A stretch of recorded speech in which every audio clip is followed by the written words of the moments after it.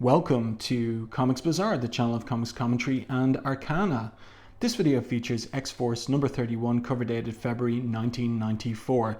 Now this issue came out at the end of 1993. It features, as you can see here on the cover, and the cover captions make plain their identities, Black Tom Cassidy, Siryn, who is his second cousin, the daughter of Sean Cassidy, aka Banshee, and the bottom caption is Legacies. So this particular issue, 22 pages of story and art, is going to be focused on Theresa Cassidy and her dark family history, let's put it that way. The cover is by Anthony S. Daniel and inked by John Holdredge, and it's a pretty competent one. It reads clearly, but notice the gravestone in the background. That is a grave for Theresa's mother, Maeve, who died while she was an infant in an IRA bomb tragedy. So let's open this one up to the splash page, and the splash page features a collection of photographs of Theresa, different ages of her life, with her second cousin, whom she calls her uncle, Black Tom, there, and with her father there. And the narrative captions indicate that someone is looking at the pictures, obviously, and the third person narration declares he looks at the pictures, a lifetime captured on scraps of paper. He stares into Theresa Rourke Cassidy's eyes, haunting, piercing, but in each and every picture he notes they are also guarded and uncertain.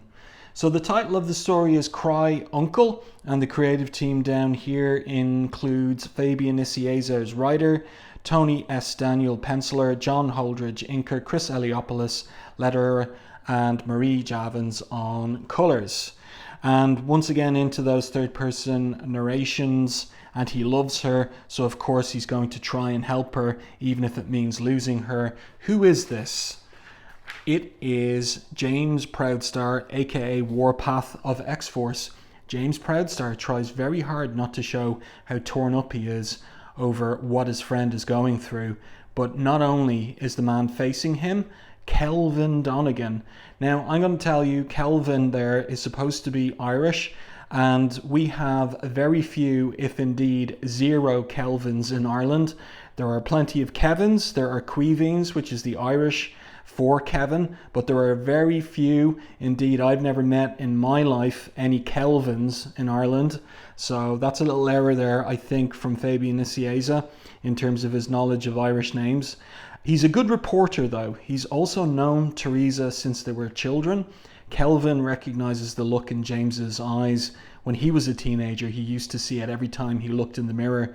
Theresa was always the kind of girl you could fall head over heels for, and her guardian was always the reason you were afraid to. So there's Theresa as an infant with Black Tom, her second cousin, but the man who raised her.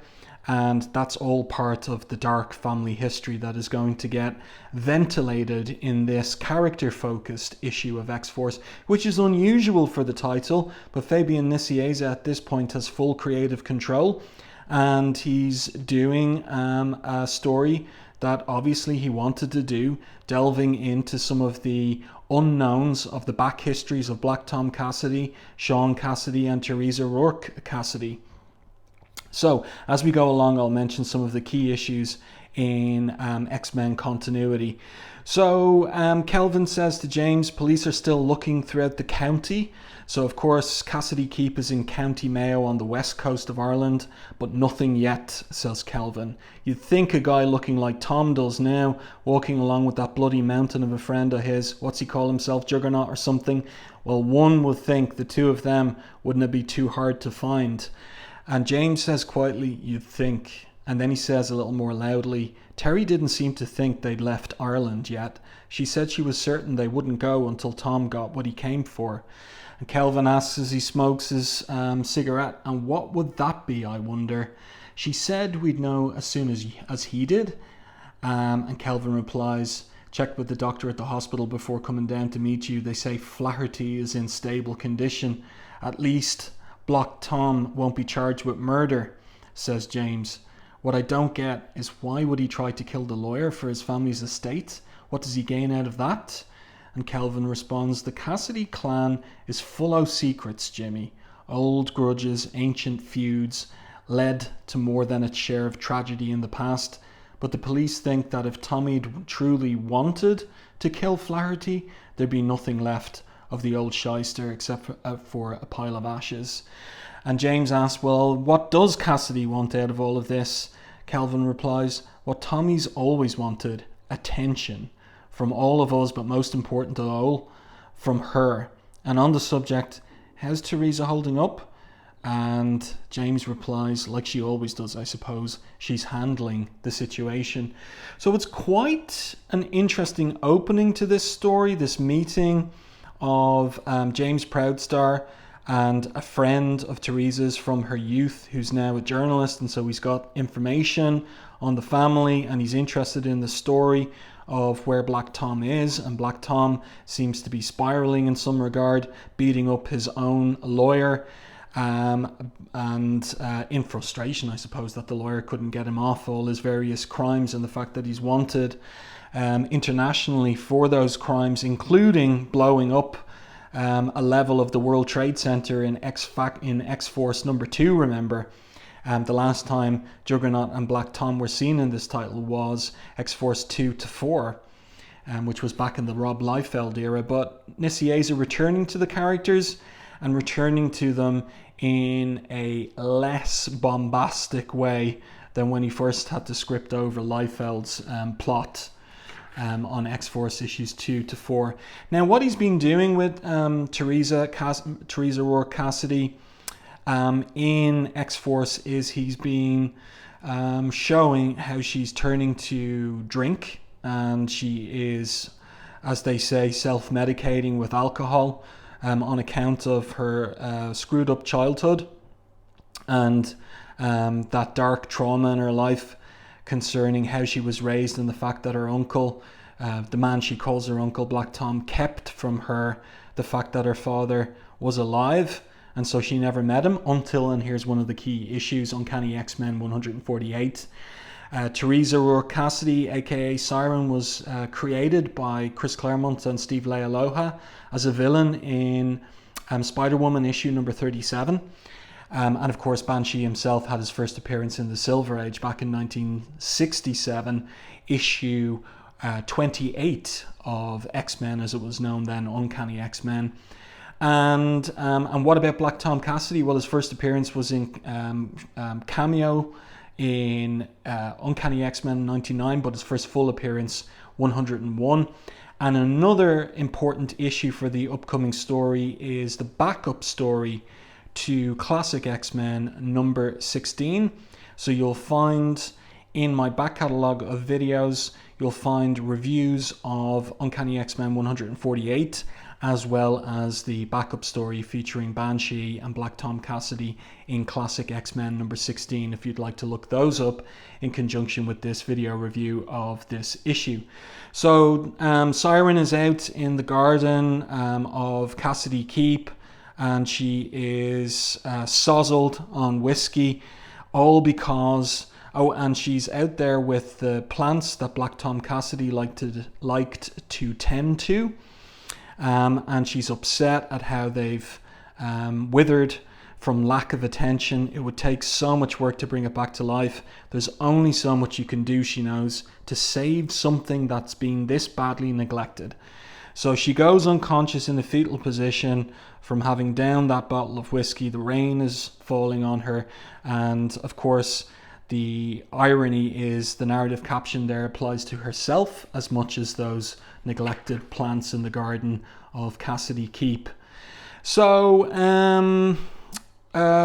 James finds her in the garden. She wakes up hours later. He brought her inside. He cleaned her up. He made her some hot chocolate. Why can't she thank him? That's very subtle character work by Nicieza there. You know, like, he's there helping her, but she resents it because she's got that self-destructive, masochistic streak within her because of her upbringing. You're not helping me much, you know, he says to her. Helping you do what? As she narrows her brows. Helping me help you, he says. We've been in Ireland for 2 weeks, Terry. I've been working with the doctors, the police, and Kelvin to try and find Black Tom, your cousin, to deal with his attack on Flaherty. and also deal with whatever problems remain between the two of you. And all you've done is hide here and drink more than you ever did back in Camp Verde, which in this era is the base for X-Force in New Mexico. And she retorts, "You've no right to judge me, Jimmy. I can handle my own life. Thank you very much." "Then why did you come home to begin with?" he asks her. "Why did you ask me to come here with you?" And she replies, "Because I thought you were my friend, someone who'd support me, not preach at me like some bloody minister." "I called him uncle, you know," she says as she picks up the family photo of the two cousins from the mantelpiece. "And James doesn't know that." "What? He was my father's cousin, but I always called him uncle," she says. "Listen, Teresa," James says to her, "I don't pretend to know what your life was like growing up here, but you don't have a monopoly on hard times or grief." And he said this to her before: "Try having your parents die and then losing the only friend you ever had in the world, your brother. Try feeling that kind of pain, Terry, and ask yourself, if you're so ready to give up on yourself, why should the rest of us try and help?" So some tough questions there from Warpath for his teammate, but she's not just his teammate. He is sweet on her. He carries a torch for her, as they say. Let's get past the advertisements here, continue on with the review. And the scene switches. Early evening, the moon rises heavily over the small town of Castlebar. Now, in Ireland, that's the correct name of the town, Castlebar, but it's all one word, and it's in County Mayo as well, indeed. Workers come to Kavanagh's pub to wind down before heading home. Others, like Kelvin Donegan, don't have much of a home to go to, nor for that matter does the man he's here to meet. So he is here to meet none other than Kane Marco. "Mr. Marco, I presume," says Kelvin.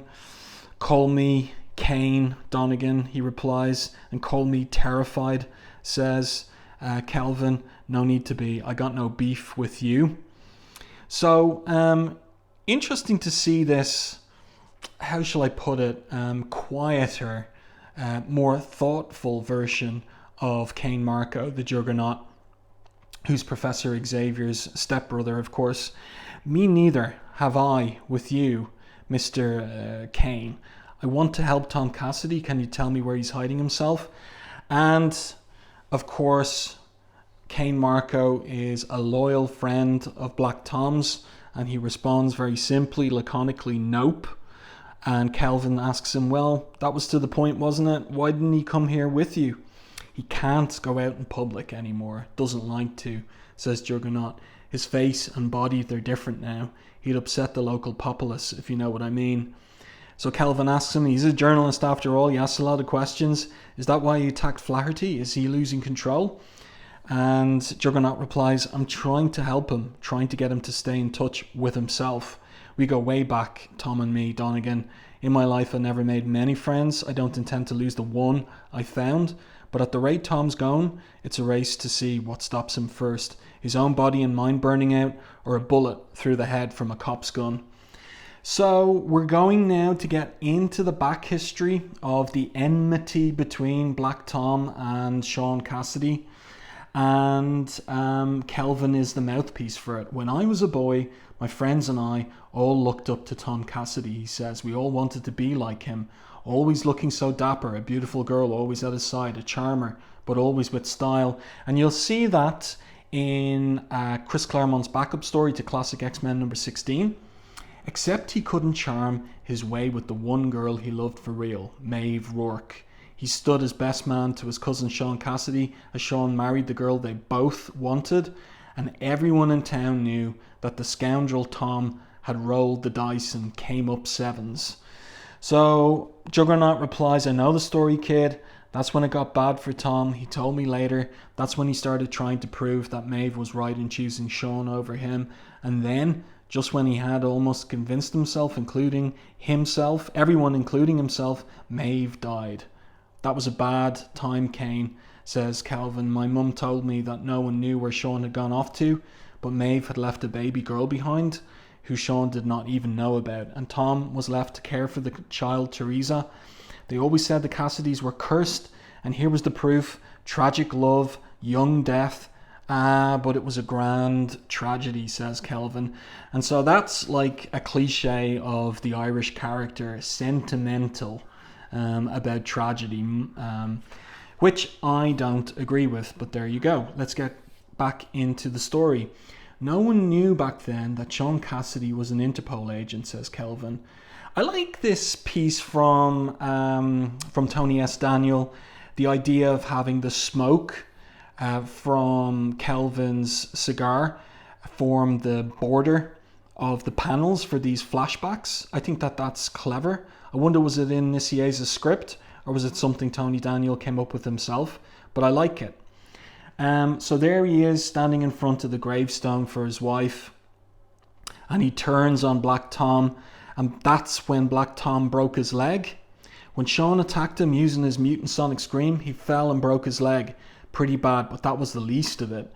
Tom told me, watching Sean leave that day, he knew in his heart of hearts that none of it was truly his fault, but that he'd have to pay for it anyway, and so would Sean.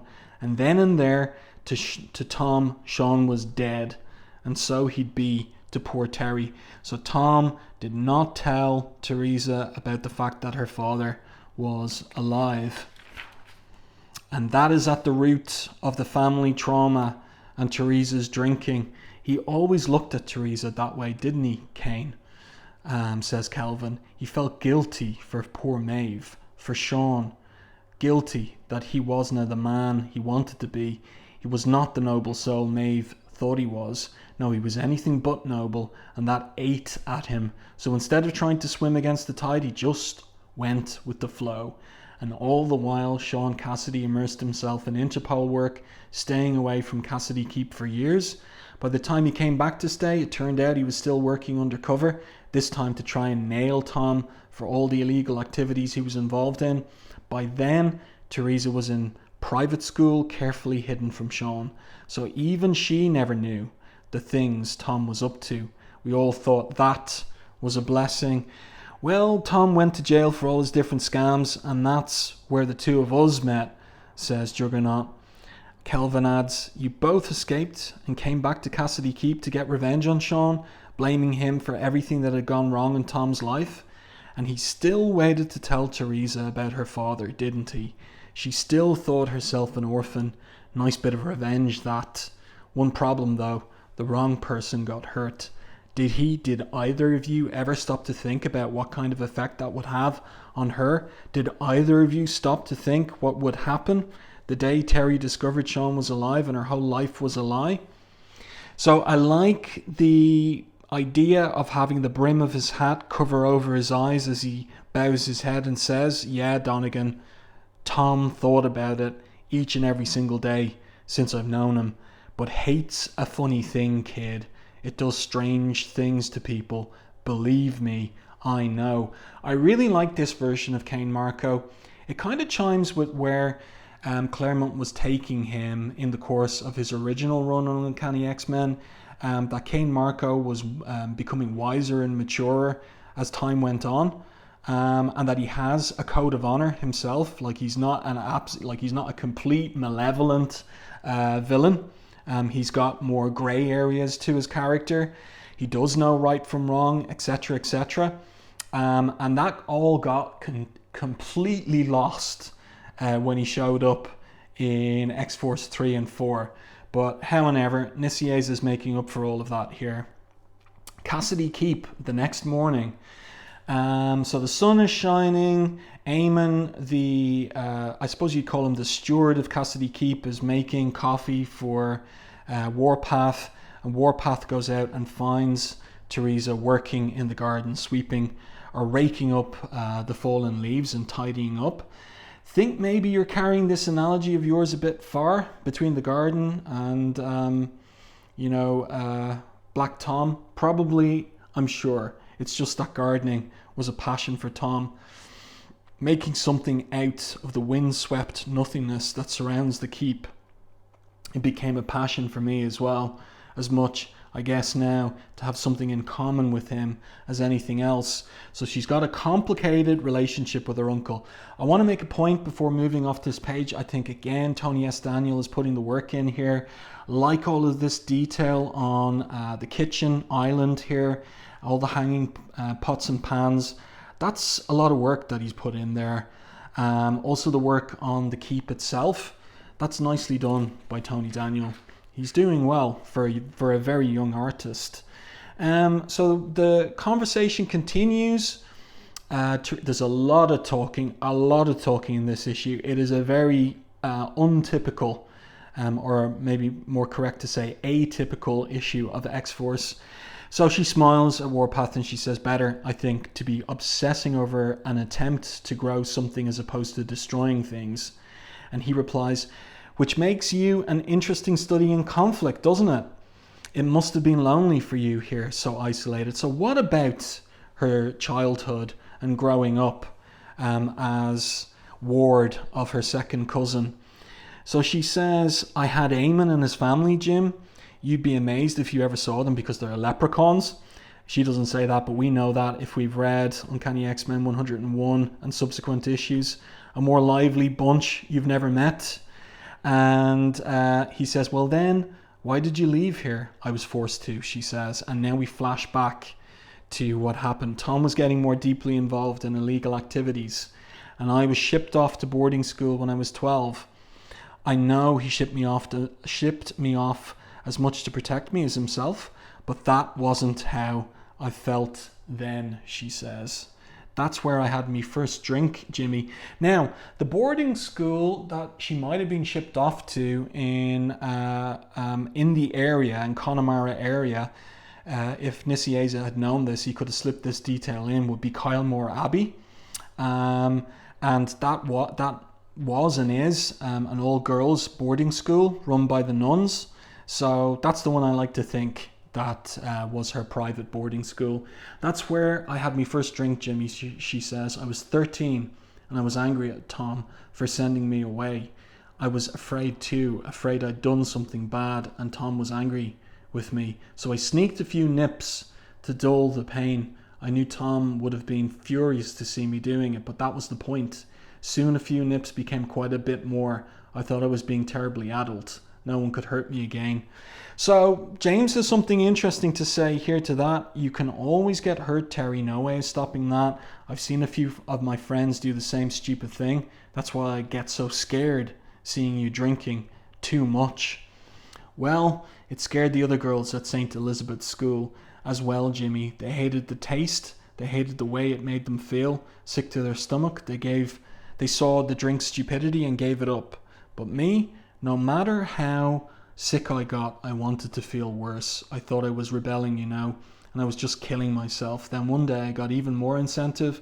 I was 15 when Tom was arrested by Interpol agents for black marketeering.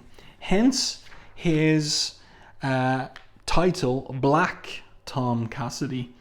So she continues there, looking very much like Maureen O'Hara. I'm pretty certain that Nicieza must have watched that film in advance of writing this story. Anyway, she says, I read about the trial in the papers. The film, I mean, is The Quiet Man, which is set in Connemara. He was sentenced to 5 years. I never saw him dragged off in chains, never went to visit him in prison. I just shut myself off from all of it, pretending it wasn't happening to me. So James there puts his hand on her shoulder. When my brother died, I ran off alone, angry, hating everyone for what went down.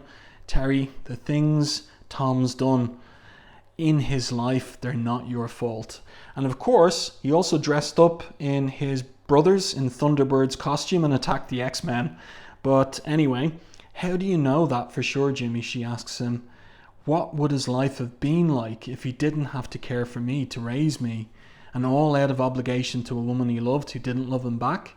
So she's there kind of blaming herself for existing as the reason why Black Tom Cassidy went the way he did.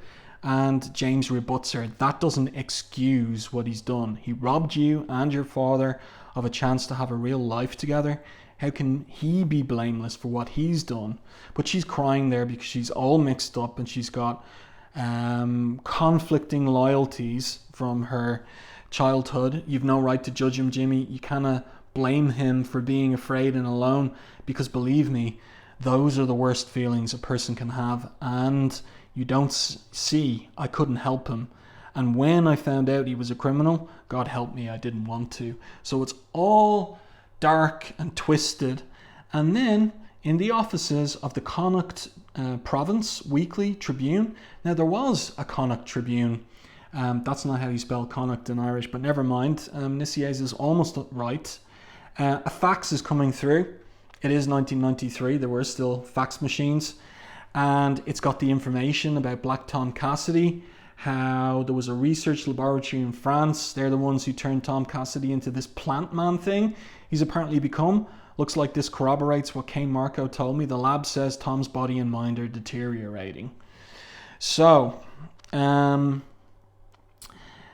that's the story there. I have to arrange a meeting between two people who very much want to help their friends. And the only way for them to do that is if they help each other, he says. Again, good work on this newspaper office by Tony Daniel. And where does Kelvin set up the meeting between the pair? A church. He stands in front of the Church of St. Michael's, shifting nervously on the stone steps. James Proudstar has always hated churches. He feels confined when he's in one. Why would anyone want to worship inside a dank, musty stone building when the sun and skies are theirs to be had? But then James reasons, to each their own. So there's a truce between these former enemies and or even current ones. And what Juggernaut says is interesting. He says, wouldn't fight in a church, Geronimo. I got some scruples, you know. And that's what Juggernaut called James Proudstar Warpath in X-Force issues 3 and 4. He mocked him and ridiculed by calling him Geronimo. But we'll see how this plays out in this more thoughtful character study issue. So, how bad is it? Juggernaut asks Warpath. Bad enough, Kelvin's fax says. His mind and body are falling apart. He'll be dead in months, maybe weeks. Interpol Shield both want him bad enough that they're willing to cut a deal. Marco, listen to me. If Cassidy turns himself in, he'll get the medical help he needs to survive. So, Juggernaut reads the fax. Some choice, huh? He'll be behind bars for life, won't he? Let's turn the page. Marco, what did you expect, says Warpath. You're both escaped felons. He was behind the bombing at the World Trade Center, X-Force number 2, and you're an accessory to that crime. And to top that off, you tried hijacking a plane a few weeks ago. So a reference to Deadpool issue number 2 there, the original miniseries. They want him, believe me. They're going to get him. Whether it's standing trial or on a crowner's slab is up to you. Well, that's how it's pronounced over here, crowner, but of course in the US, coroner. And what happens to me, boy, asks Kane Marco as he lights a candle. This is interesting stuff, interesting characterization for Juggernaut.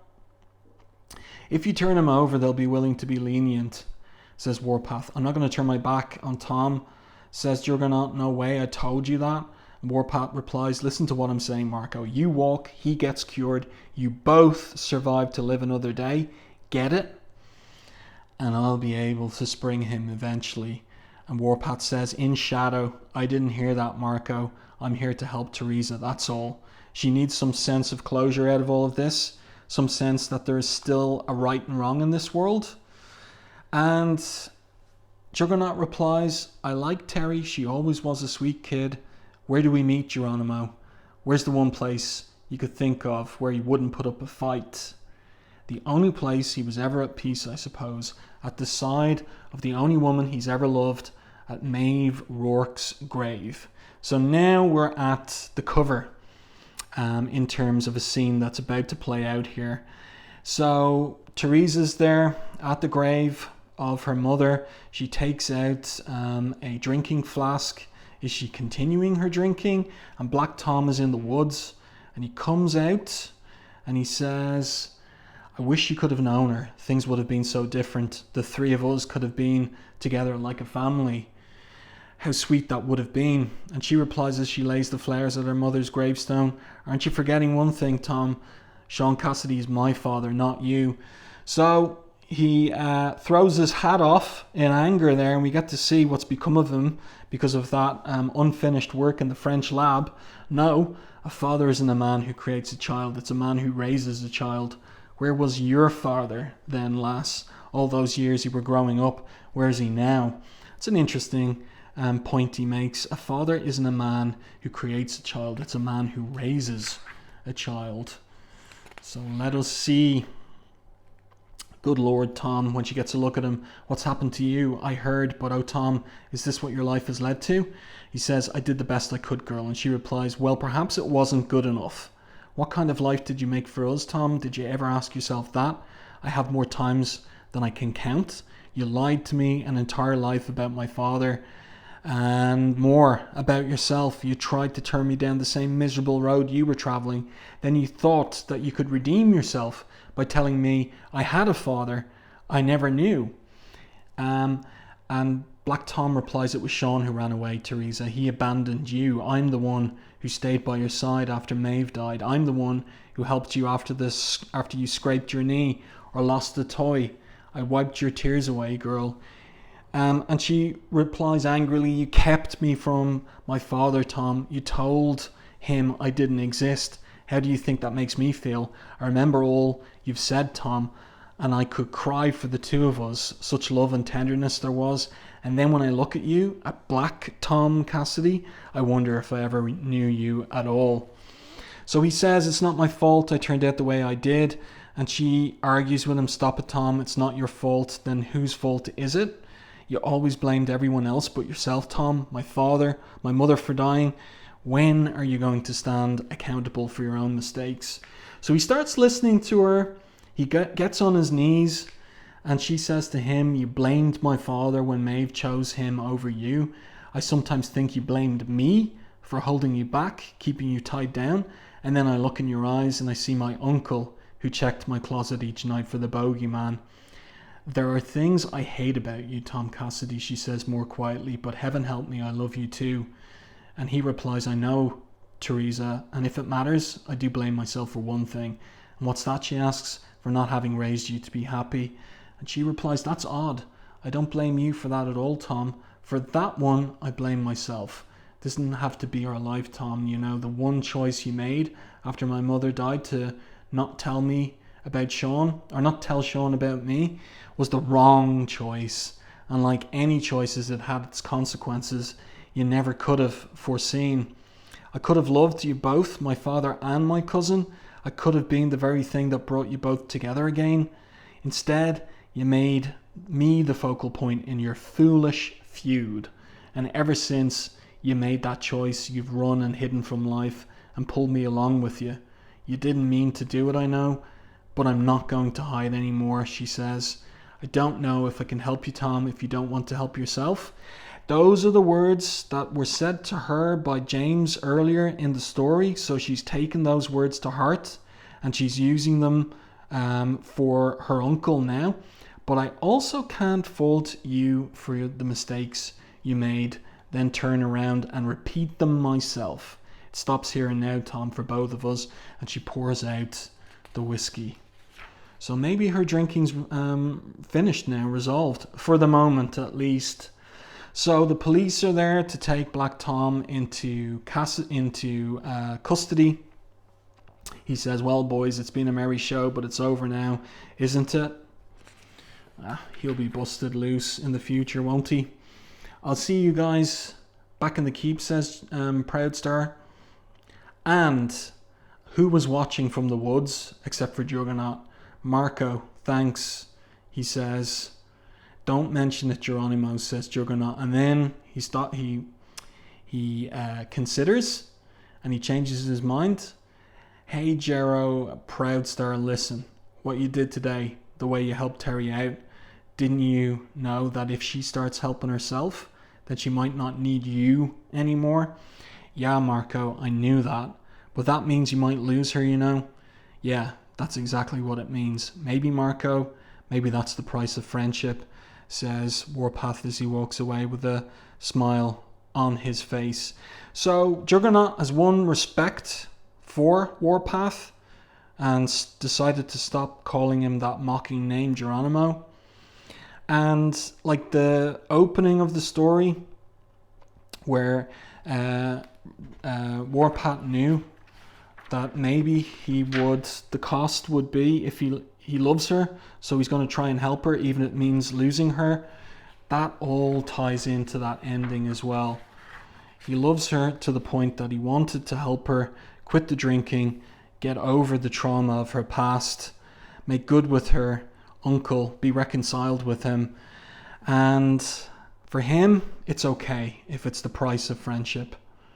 That's a nice story by Fabian Nicieza. I mean, there's a lot of words in it, a lot of talking. There's practically zero action. Very unusual for X-Force. But I think one of the best stories of the title. I'm impressed with this one. And I think that Tony Daniel does as good a job as you'd expect of a 22-year-old. I mean, like, he was around that age at this time. He's still learning his craft, but he's doing quite well. And I think he must have enjoyed this one. He's putting in the effort into the backgrounds as well. And I guess it's a bit of a test for him to make all of these talking heads and quiet emotional moments communicate. When probably what he's more used to is like action poses and superhero action. And I think he does a good job. I think he probably learned a few things himself from drawing this issue. So what's up next? The Upstarts, the Hellions, and the New Mutants. Be here for part 1 of Child's Play. The X-Force New Warriors crossover begins in 30 days. So there it is. There's the layout of that. X-Force 32, New Warriors 45, X-Force 33, and New Warriors 46. There's the statement of ownership there. What's the print run? Average number of copies each issue during the preceding year, 714,000 copies. Actual number of copies of single issue nearest to filing date, 557,000. So the numbers may be trending down, or maybe Executioner's Song. No, it's too late for Executioner's Song. So it could be issue 25 bumped up the average there. The Fatal Attractions issue. Any case, there we go. I do hope that you enjoyed this review and commentary on X-Force issue number 31.